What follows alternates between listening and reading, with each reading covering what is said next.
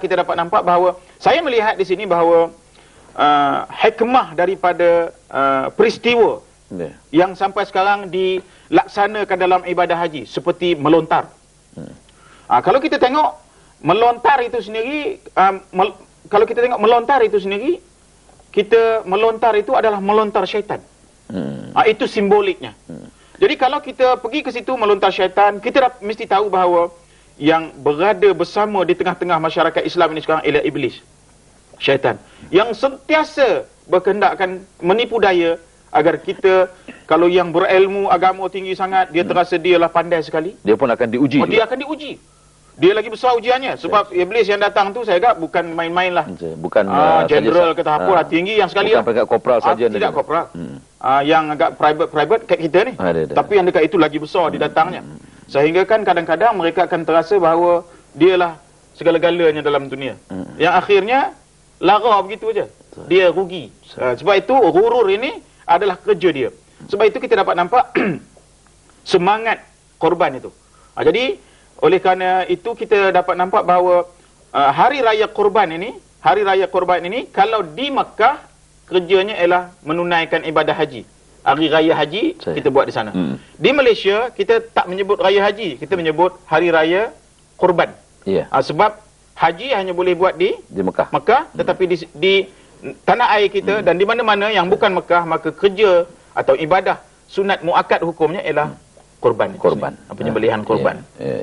Jadi konsep korban ini Datuk terangkan tadi agak luas juga. Bukan setakat mengorbankan haiwan yang mana simboliknya Nabi Ibrahim apabila menyembelih Ismail, Allah Ta'ala berikan dia kibas tadi. Dan kibas itulah yang disembelih. Jadi tidak jadilah pertumpahan darah, anak tadi dibunuh oleh ayah dia tadi dengan sebagai korban dan digantikan dengan ini. Dan Datuk juga ada menyebut tadi tentang kenapa tidak kita ni sebagai manusia yang berfikiran, yang terbuka pikirannya, yang sudah mendapat ilmu, bukan saja ilmu daripada agama Islam, tapi ilmu-ilmu lain yang kita pelajari di sekolah, sewajarnya kita mentakrifkan korban itu kepada satu tahap yang lebih tinggi. Tadi Datuk boleh ulas sikit daripada sini. Kalau sunat muakkad korban tadi ialah menyembelih binatang-binatang yang dah tentukan. Itu semua dah tahulah, orang Islam dah tahu semua dah. Itu dah banyak guru-guru kita bercakap. Tetapi maksud kita di sini ialah semangat korban itu. Semangat korban itu sepanjang masa. Tak ada hari yang ditentukan. Semangat korban itu. Bukan untuk diri kita saja. Bukan untuk diri kita. Untuk diri kita kepada anak-anak. Ialah korbannya membesarkan anak, memberi makan anak-anak, memberikan pendidikan kepada anak-anak, menentukan mereka itu dijaga keselamatannya, tentu masa depannya. Kita tentukan itu. Itu juga perlukan pengorbanan. Kalau tak ada semangat pengorbanan, kita rasa kita dapat gaji RM1,000. Kenapa pula kita nak bagi-bagi dengan anak-anak ni? Yang susah ni aku. Yang susah ni aku. Turun naik. Hati aku lah ke mana aku nak gunakan duit ni. Turun naik aku cari duit. Turun naik aku yang mencari duit. Tetapi ada satu yang telah dijatuhkan oleh Allah dalam hati manusia ni. Kasih sayang kepada darah daging keluarga itu. Menyebabkan dia tak ada duit pun tak apa. Asalkan anak dia ataupun keluarga dia. Ini dalam family. Sebab sejarah ini ialah sejarah family. Nabi Allah Ibrahim, Siti Hajar, Ismail. Dan kalau kita tengok Nabi Allah Ibrahim, tentulah nak dapat anak susah benar. Inilah satu-satunya anak dia yang dia dapat. Dan bukan main sayang, tak ada lagi yang disayang. Tetapi kalau dengan perintah Allah dia akan buat. Dan Ismail pula reda. Kita tampak harmoni benar keluarga ini. Jadi yang sepenting kita tengok, semangat korban ini adalah semangat kekuatan, kerjasama, ketaatan, penghormatan antara ayah, emak, anak dan sebagainya dalam satu keluarga. Berpadu gitu. Berpadu. Akan melahirkan pribadi-pribadi yang akan sanggup berkorban sekiranya diperlukan. Sanggup berkorban. Kerana tidak boleh kerana lain. Ismail sanggup disembelih bukan kerana ayahnya, tetapi kerana katanya, kalau ini perintah Allah ayah, silakan. Dia bukan, kalau perintah ayah dia tak nak. Tapi bila sampai, kalau ini perintah Allah ayah, silakan. Maka budak tengah muda pula.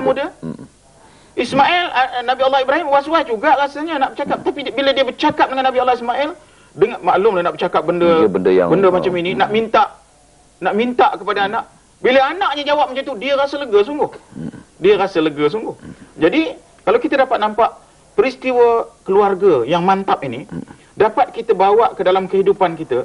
Kita dapat nampak bagaimana anak harus taat kepada ayah, ayah harus berterus terang kepada anak-anak, isteri mestilah patuh taat kepada suami, di mana dia terpaksa membesarkan seorang anak yang di waktu itu Nabi Allah Ibrahim tak bersama dengan dia. Dia membesarkan anak-anak, tetapi anak yang dibesarkan oleh ibu ini, itu dia tarafnya.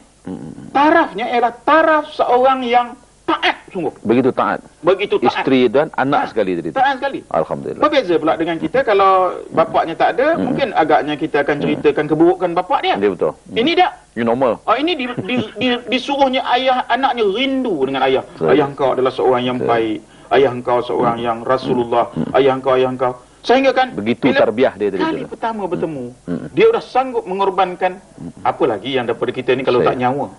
Jadi artinya semangat untuk mempertahankan agama Allah ini, dia berakhir dengan pengorbanan yang paling besar ialah nyawa. Tapi itu hanya di zaman Nabi sahaja. Zaman Nabi. Tapi zaman sekarang janganlah pula ada orang mengorbankan anak pula. Ini sudah tak ada lagi. Dah tak ada. Dah tak ada lagi. Itu dah akhir tu. Sudah sunnah yang telah dibuat oleh Allah Subhanahu Wa Taala melalui Rasulnya ialah korban binatang. Jangan pula ada orang dengar-dengar macam ada terdengar-dengar orang bercakap sembelih anak. Ini pun jangan. Itu iblis. Itu dia.